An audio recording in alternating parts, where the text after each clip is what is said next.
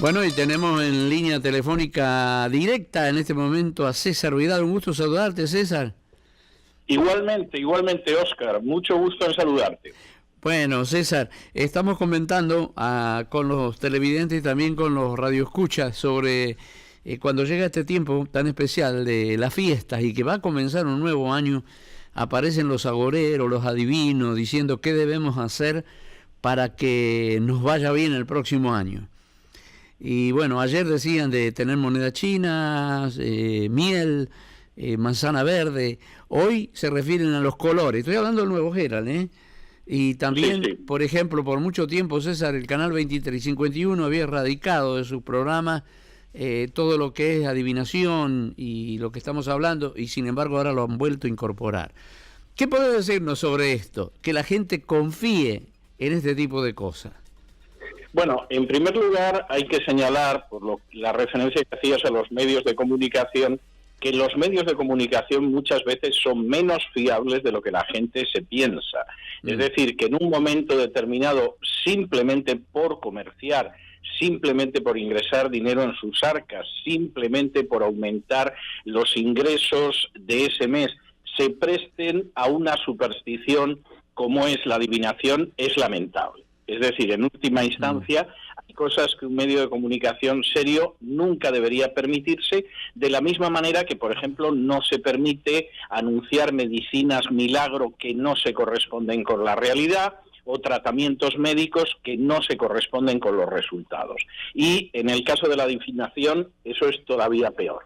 En segundo lugar, hay que señalar que este tipo de prácticas en el fondo son ridículas, son comunes a todas las culturas del paganismo, pero son ridículas. Y permíteme que dé un par de ejemplos para orientar esto. Por ejemplo, en el caso de la gente que cree en el zodíaco, es decir, 12 constelaciones que marcan de alguna manera el futuro que nosotros vamos a tener, estoy hablando de Occidente, porque se da la circunstancia de que nacemos, por ejemplo, bajo el signo de Escorpio y no bajo el signo de Libra o bajo el signo de Aries.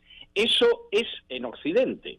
En Oriente, por el contrario, lo que supuestamente marca el futuro no es que hayas nacido en un espacio que dura más o menos 30 días, en un espacio que no se corresponde con el mes, pero que es cercano al mes, sino que lo marca el año. Y eso hace que, por ejemplo, en culturas como la China, lo que marca no es el periodo del año, sino el año. Y así tienen su año del perro, su año del mono, etcétera, etcétera.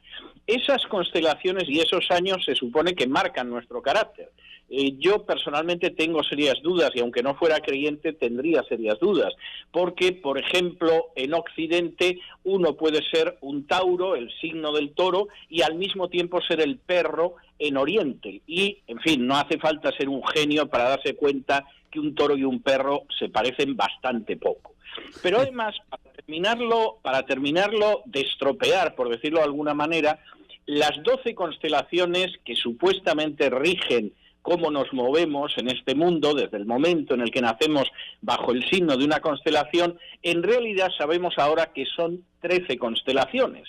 Y no acaba ahí la cosa, resulta que además las constelaciones se han ido moviendo con el paso del tiempo porque el universo se mueve y se desplaza. Nuestra propia Tierra tiene dos movimientos, uno alrededor del Sol y otro sobre sí misma, es decir, el universo está en movimiento. Y en realidad, la gente que ahora, por ejemplo, nace bajo el signo de Aries, pues en realidad nace como Tauro.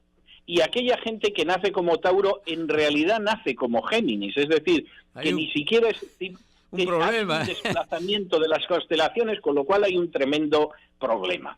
Insisto, esto no es nada más que superstición, esto es una manera de engañar a los incautos diciéndoles que pueden tener suerte de una manera o de otra. Yo recuerdo que en mi país de origen, en España, hubo una época en que se decía que para abordar el año con enorme éxito había que llevar ropa interior de color rojo. Y no cabe la menor duda de que los fabricantes de la ropa interior de color rojo durante años hicieron un negocio enorme, pero no dejaba de ser una superstición y al mismo tiempo una estupidez, y eso es algo bastante claro. César, me hablas de una estupidez, de algo sin sentido, pero no, totalmente. Con relación a Dios trae consecuencias negativas. Esta era la cuestión en la que yo iba a entrar ahora. Vamos a ver, hay un elemento inicial que es muy claro y que diferencia a la Biblia de cualquier visión religiosa que pudiera existir en el momento en el que empezó a escribirse la Biblia. Cuando Moisés empieza a escribir el Génesis, las primeras palabras que aparecen en el Génesis en hebreo, Bereshit bara Elohim haaretz hashamayim behaaretz, en el principio creó Dios los cielos y la tierra, lo que deja claro desde el principio Moisés en la Biblia es que ni el cielo, ni la tierra, ni la luna, ni el sol son poderes que ejercen su influencia sobre el ser humano. Eso lo podían creer los egipcios, lo podían creer los babilonios, lo podían creer los etruscos, los griegos, los romanos, pero lo que quedaba claro es que no eran nada más que creaciones nacidas de la mano de Dios que no determinan nuestra existencia. Y ese inicio de Génesis, que generalmente leemos como algo que no tiene mayor importancia, en realidad era un golpe terrible contra el paganismo que rodeaba al pueblo de Israel. Vosotros decís que la luna es un dios, que el sol es un dios, que el cielo es un dios, que la tierra es un dios. Hay gente en Hispanoamérica ahora mismo que ha vuelto al culto de la tierra, de la Pachamama, y la Biblia desde la primera página dice, no, esos son criaturas surgidas de Dios porque solo hay un Dios y solo Él determina lo que va a suceder. Ese es el primer elemento enormemente importante, y cuando se sale de esa visión se entra en idolatría y se entra en superstición. Esto es algo que además sigue confirmándose en la Biblia. Es enormemente interesante, por ejemplo, que cuando en el libro de los Reyes, en el segundo libro de los Reyes, capítulo 23, se hace una referencia a la reforma de Josías.